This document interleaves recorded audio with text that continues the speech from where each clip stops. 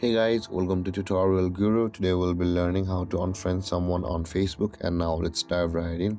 Now to unfriend someone on Facebook, first open up your Facebook app.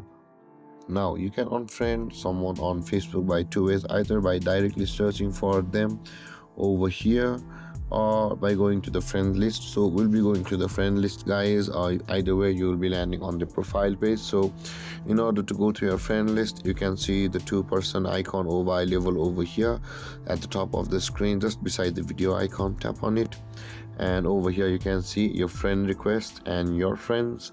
Tap on your friends, and all of the people friends with you will be over here. And now in order to unfriend a person, simply tap on the person whom you want to unfriend, and the friends button will be available over here.